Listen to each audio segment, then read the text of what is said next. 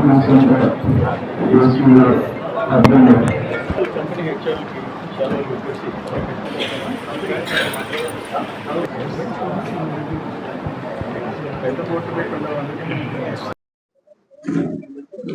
మేళా, మూడవ జాబ్ మేళా కూటమి ప్రభుత్వం వచ్చిన తర్వాత సర్వేపల్లి నియోజకవర్గంలో మొదట విక్రమసింహపురి యూనివర్సిటీ, 2 పొదలకూరు, 3 ముత్తుకూరు. ఈ రోజు కూడా సచ్ ఏ బిగ్ కంపెనీస్ 15 కంపెనీలు ఈ రోజు ఇంటర్వ్యూకి వచ్చినాయి. వాళ్ళకి ఆ ఇంటర్వ్యూ చేసే వాళ్ళకి ఎంత శాలరీస్ కూడా ప్రపోజ్ చేసింది కూడా ఇక్కడ పెట్టేసేసారు. ఈ కూటమి చంద్రబాబు నాయుడు గారు ముఖ్యమంత్రి అయిన తర్వాత, లోకేష్ బాబు గారు ఐటీ మినిస్టర్ అయిన తర్వాత, పవన్ కళ్యాణ్ గారు సపోర్టు, ఈరోజు లక్షల కోట్ల పెట్టుబడి వచ్చే పరిస్థితి వచ్చింది. పరిశ్రమలు పారిపోయే పరిస్థితి నుంచి గత ప్రభుత్వంలో మళ్ళీ తిరిగి ఇక్కడికి వచ్చే పరిస్థితి వచ్చింది. ఆల్ ఓవర్ ద వరల్డ్ పెద్ద కంపెనీస్ ఆంధ్ర వైపు చూసే పరిస్థితి వచ్చింది. నిజంగా సంతోషం. మనకి ఇక్కడ క్రిస్ సిటీ కూడా వస్తూ ఉంది. అది కూడా ప్రధానమంత్రి గారు వర్చువల్ గా శంకుస్థాపన చేశాడు. చాలా ఫాస్ట్ గా ఇన్ఫ్రాస్ట్రక్చర్ క్రియేట్ చేస్తున్నారు. ఎకరాకి 50 లక్షలు ఖర్చు పెట్టి రోడ్లు ఇవన్నీ చేస్తున్నారు. సో అది వచ్చిన తర్వాత కూడా పరిశ్రమలు ఎక్కువ మనకు వచ్చే అవకాశం ఉంది. ఇప్పుడు ఏంటంటే మన గవర్నమెంట్ దీన్ దయాళ్ ఉపాధ్యాయ గ్రామీణ కౌశల్య యోజన కింద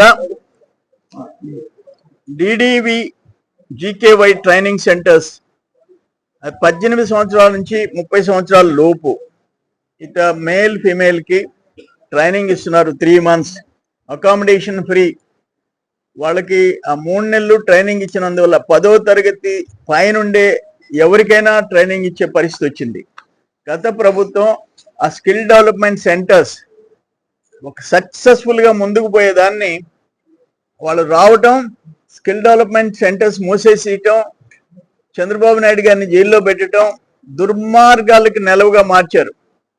ఈరోజు మళ్ళీ ఆంధ్రప్రదేశ్లో పెట్టుబడులు, పరిశ్రమలు, ఉద్యోగాలు, ఉపాధి వైపు నడిచే పరిస్థితి ఈ గవర్నమెంట్ తీసుకొని వచ్చింది. చంద్రబాబు నాయుడు గారికి విజన్ ఉంది. ఆయన విజనరీ అనే పేరుంది. ఒక్క నిమిషం ఆపండి. నాయుడు గారు ఆ పెట్టుబడులు ఆకర్షించటం 2047కి ఒక భవిష్యత్ ప్రణాళికలు రూపొందించడంలో దేశంలో అందరికంటే ముందు ఉంటాడనే ఈరోజు ఎకనామిక్ టైమ్స్ చంద్రబాబు నాయుడు గారికి business reformer of the year అని చెప్పి అవార్డు ప్రకటించిన విషయం మీ అందరికీ తెలుసు.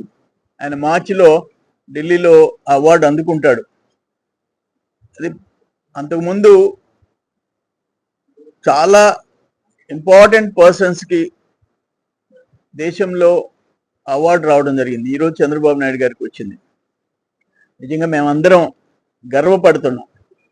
దాన్ని కూడా చూసి ఓర్చుకోలేని వ్యక్తి ఎవరన్నా ఉండారంటే జగన్మోహన్ రెడ్డి పరిశ్రమల్ని కుప్ప కూల్చేసేసాడు. అమర్ రాజా అనుబంధ సంస్థ 7-8 కోట్లని తెలంగాణకి తరిమేశాడు. కియా అనుబంధ సంస్థని కర్ణాటకకి తరిమేసేసేసాడు. అక్కడ ఇంకొక ప్రాజెక్ట్ ని హైదరాబాద్కి తరిమేసేసాడు. అట్లా అనేక పెట్టుబడులను కూడా ఆయన చూసి భయపడి బయట వెళ్ళిపోయే పరిస్థితి వచ్చింది. ఇప్పుడు మళ్ళీ తిరిగి పూర్వ వైభవం ఆంధ్రప్రదేశ్కి వస్తుంది. That is because of Chandrababu Naidu గారి హార్డ్ వర్క్.